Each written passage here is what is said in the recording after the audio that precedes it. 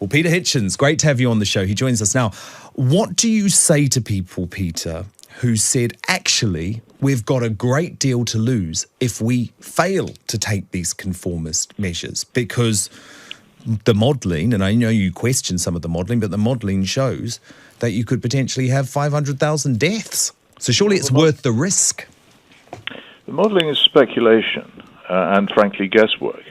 And it comes, I believe, from the same source as came up with the extraordinary suggestion which led, you may remember, the great foot and mouth epidemic on our farms 19 years ago, which I was much involved in covering. And I remember walking around the country lanes of Devon watching farmers weeping as they had to massacre and put onto huge pyres huge numbers of healthy cattle.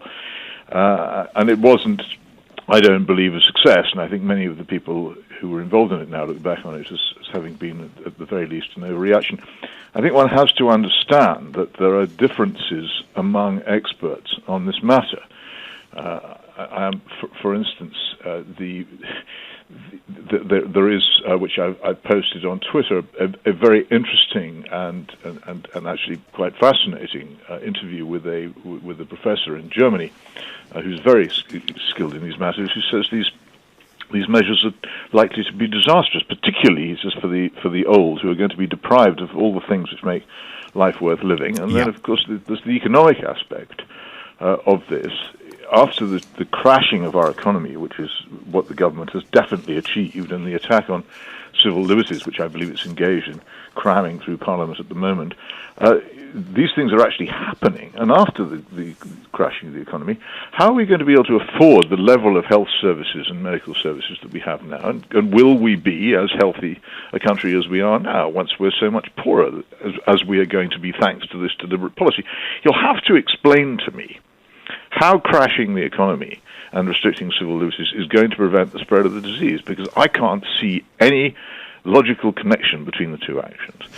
You talk about the distances we're supposed to keep from each other and all this. I'm perfectly happy to abide by these rules if people think they're useful. I've talked to experts about these, and there's no doubt that the virus can spread quite easily, and one should try as hard as one can to prevent it. Since this all began, I've been very careful about frequent hand washing, and I've always believed in that sort of thing anyway, and I've redoubled it, and I respect people's fear of catching it, so I keep my distance. So that all makes perfect sense, and I don't see any reason why not.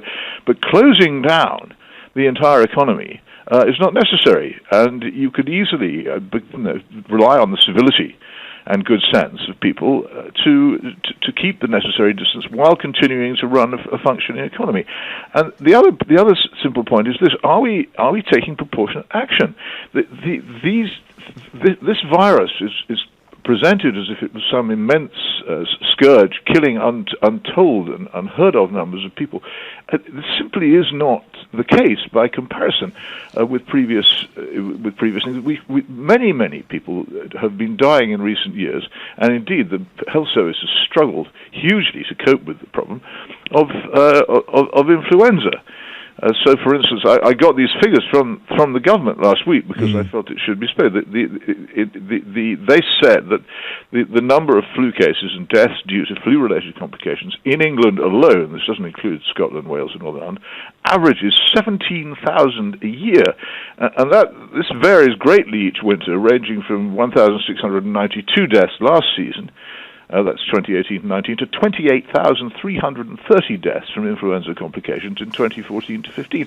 And people need to understand, it's very sad, and no one is more anxious than I to prevent unnecessary and preventable deaths. But each day in this country, 1,600 people do die.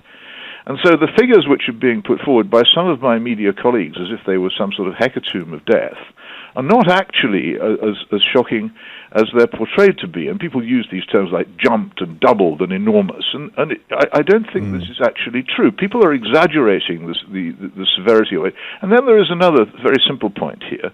I'll make it first of all. We all talk a lot about prostate cancer, especially men. An awful lot of men die with prostate cancer, but they don't die of it. Yes. It's not the cause of death. Yes. And what's happening is that people are dying. And again, I've checked this with the government.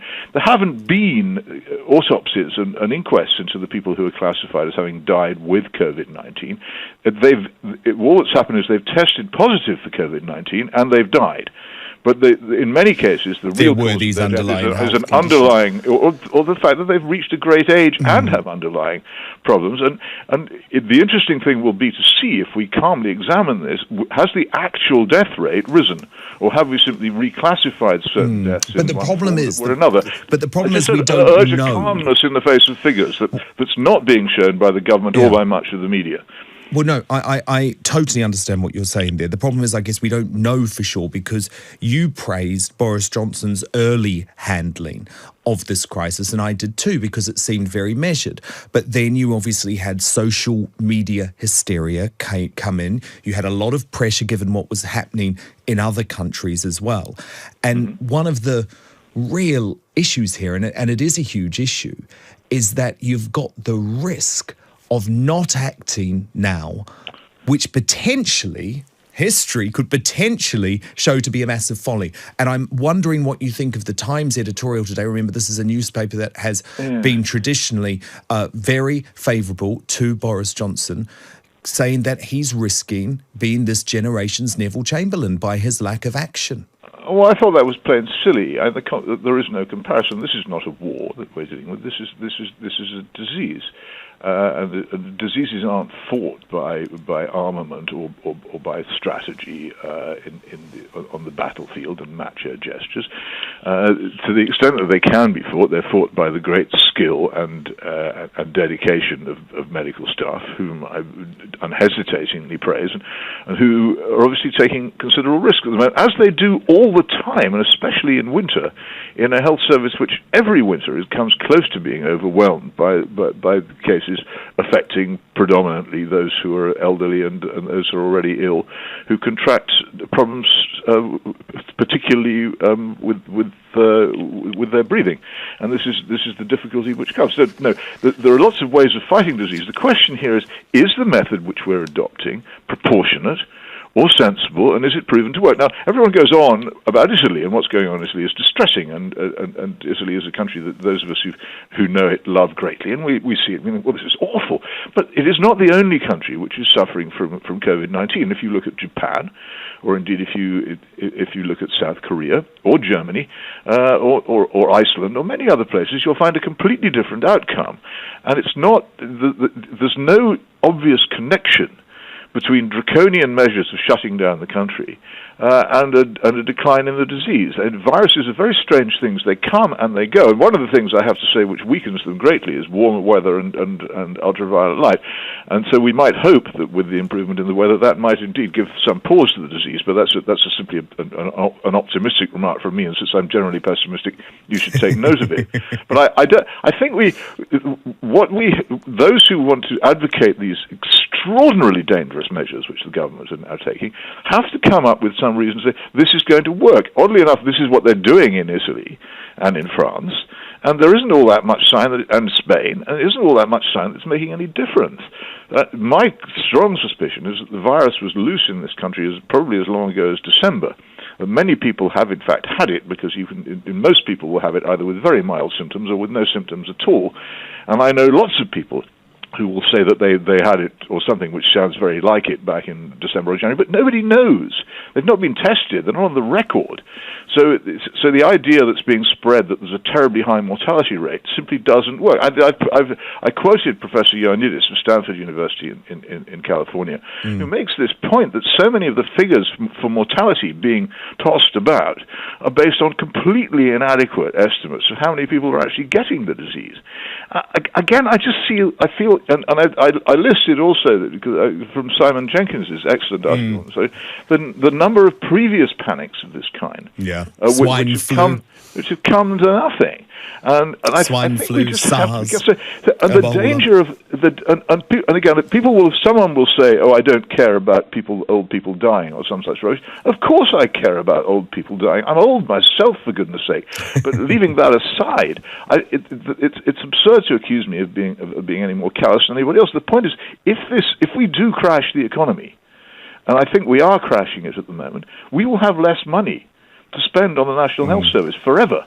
And how much damage is that going to do to people? And we will have less money to spend on all kinds of public health measures. And we will have a lower standard of living, and we will have more pollution and dirtier air, and all the other things which poor countries have, which will make people's lives shorter and more disease-prone. It's an absolutely fascinating debate. Peter Hitchens, columnist at the Mail on Sunday. Thank you for making it. What do you think?